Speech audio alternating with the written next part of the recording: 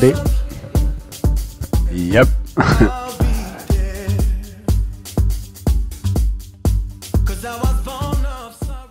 Music and fashion goes hand in hand, you know. I think since the beginning of time they always coexisted. I've done collaborations with different fashion designers. Back in South Africa, we're actually working on a big collaboration of fashion, art, and music, where we want to build a college called FEM, which stands for Fashion, Art, and Music, because we also believe art is also part of it, you know. So we're doing a huge collaboration. So we involved different people in the fashion world and in the architect world as well. One of the people that we're working with, who's going to actually design the building, is Virgil Abloh of White, and we have a local architect firm from South Africa called Sawota, which is going to look after everything that has to do with the building, basically. So I always believe and know that music and fashion always go hand in hand.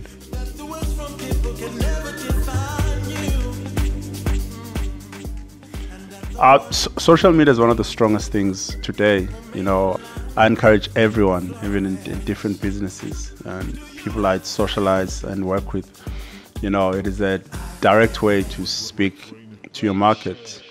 You know, and I was very reserved. You know, just as a person. You know, I tried Snapchat and failed dismally. I don't even know my password anymore, because I felt it was a little bit too personal, and I couldn't be that personal, you know. But with Instagram, it's easier because I don't have to say anything. You know, I can show people where I travel. I can show people what I do. I can, you know, I can share a lot of things, you know, parts.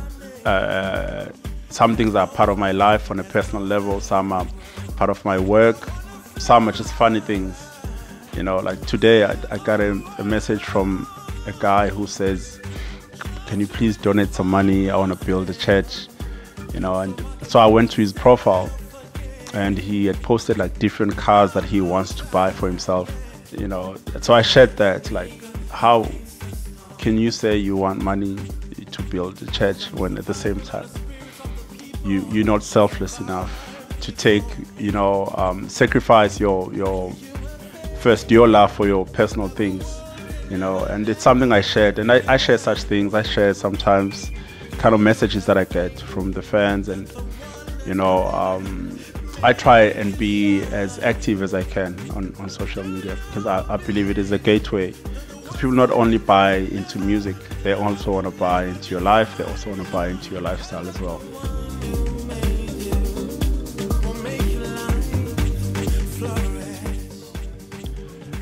It's been the hardest thing to do. You know, in the past year, I didn't have much time to make music. With owning a record company, from the beginning, I had always had a dream to own one, but I understood very well that I would not be able to run the record label. So from the beginning, someone has been running it. Amaru is the one who runs the label. It's always been him. He makes all the decisions. If he has to ask me anything, then I'm a call away. So I'm not really needed in the running of the record company, because I'm also an artist on the label. But it's been hard to balance making music and traveling, you know, touring. But I'm changing that this year. You know, I've started making music, and it feels amazing to make music again. It's just a matter of making sure I find time to do it. You know, as hard as it is, as long as I need to want to, you know. And this year I want to make music, so I'm definitely going to be making more music this year.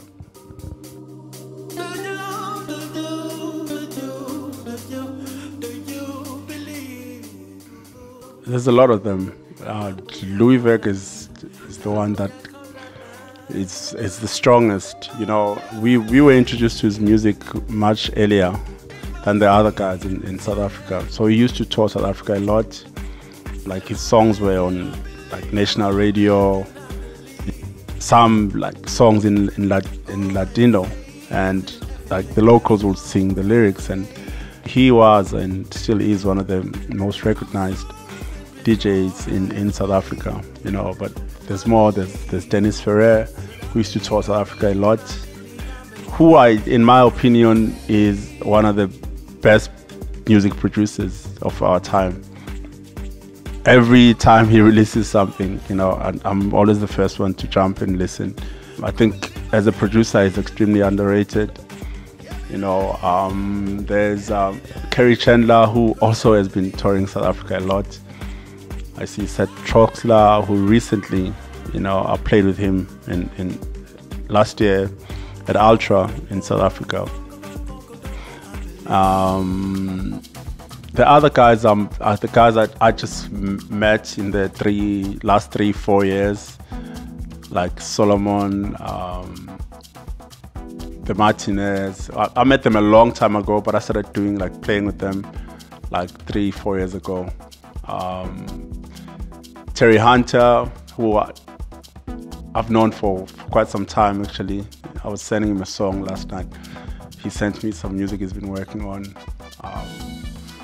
That's about it. There's also Richie Houghton, who I was doing some workshops in South Africa with about 2 years ago.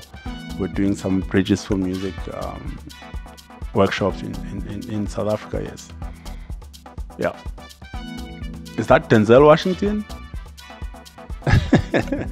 Looks like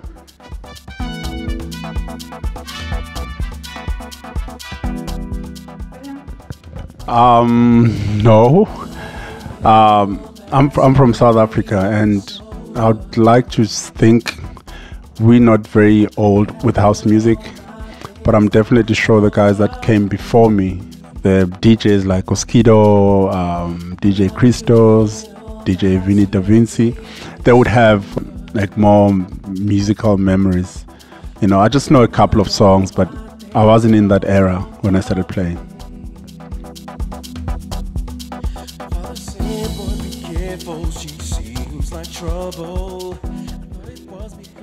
I was born in Durban, which is a city in South Africa. When I was 8, I moved to a smaller city, a smaller town called Umtata, where I was raised by my grandmother.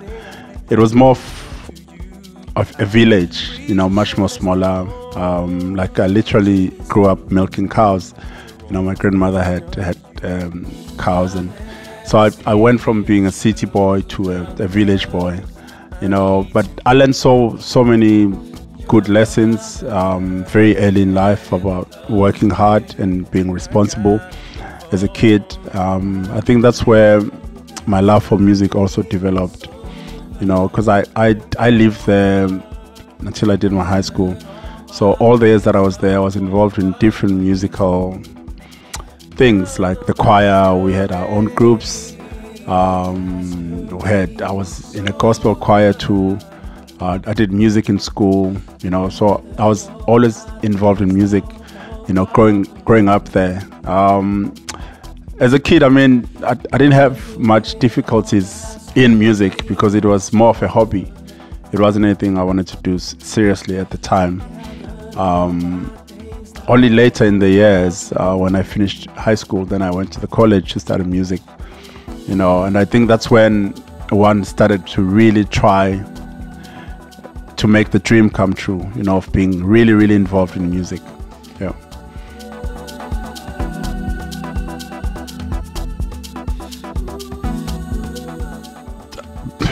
I think the music I do is very much influenced by South Africa, even when I don't want it to, you know, even at times where I think I'm approaching a song in a different way. I'm inspired by the island, you know, I'm inspired by Ibiza, and I want to try to do something that, you know, sounds like it would be from there. You know, it's something I can't shake off. I think the African roots, they always live in the music. No matter how hard I try, not that I want to be out, but sometimes I try different things. It's part of my growth. It's part of me learning, and I think it's even worse with the music I play. You can't shake the African soul in it, so it is part of me.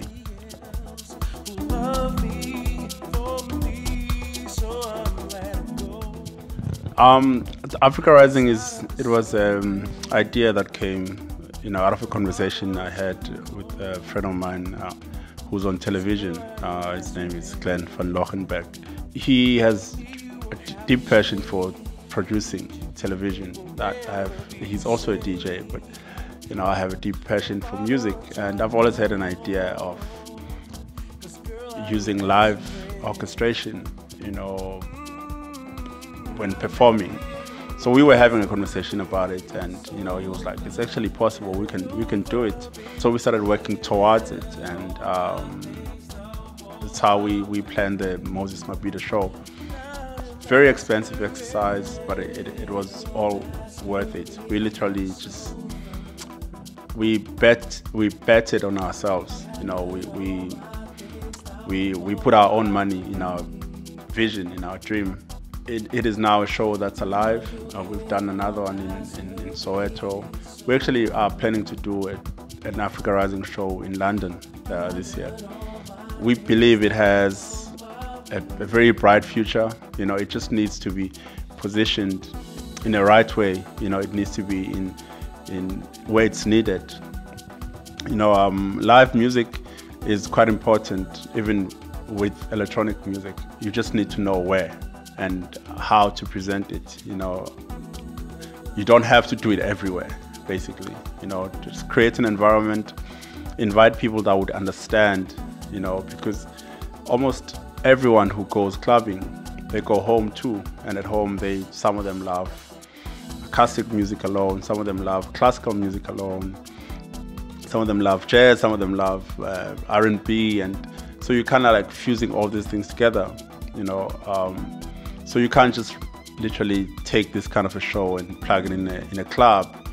It needs to be in a different environment, and the people need to understand what you're trying to achieve as well. So when they come to the show, they know exactly what they're coming, to experience.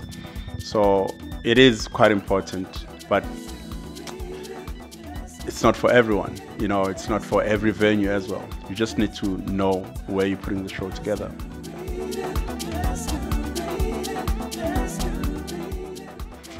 I just finished a remix that I was doing for And Me, Rampa, for a song called Muye. I'm supposed to be working on my album. It's something I'm just on and off. I'm doing a song with Pharrell. I'm really under pressure, but I'm trying to take it easy because I want it to sound really, really amazing. So hopefully that would be my first single. Oh, I'm also working on, I've been approached to produce a song for the great Nelson Mandela. And they're doing a 100-year celebration this year. So we're working on that project where they want to put together a lot of musicians from all over the world. So that's one of the important projects that I'm really looking forward to doing.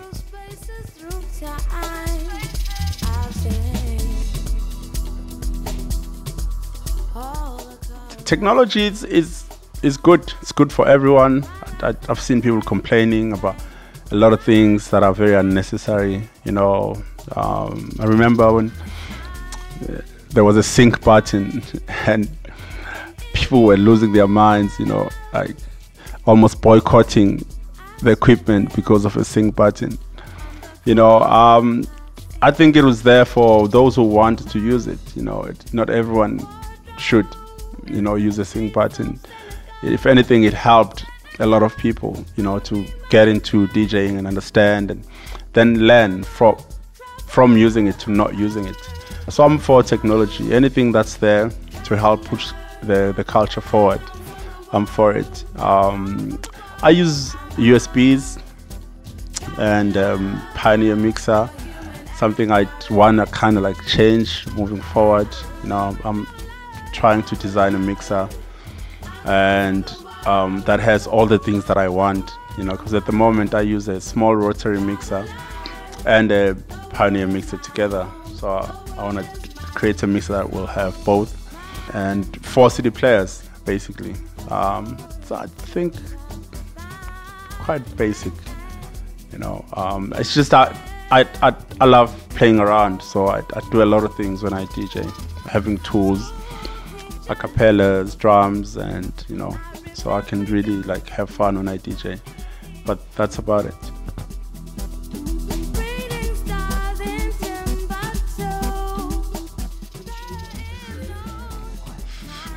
In Johannesburg, because my family's there, you know. Even now, I mean, I had been on the road for like 2 years, and I didn't have time to, you know, take it easy. And my plan was to stay at home, you know. And everyone's asking, where are you going for a holiday? And I just wanted to be at home, because I travel for work.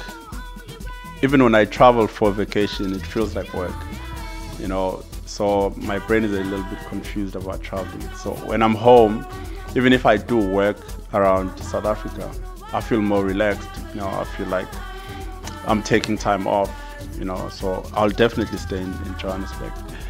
Just outside work, it's home, and there's an amazing vibe in South Africa. There's no other place I'd rather be.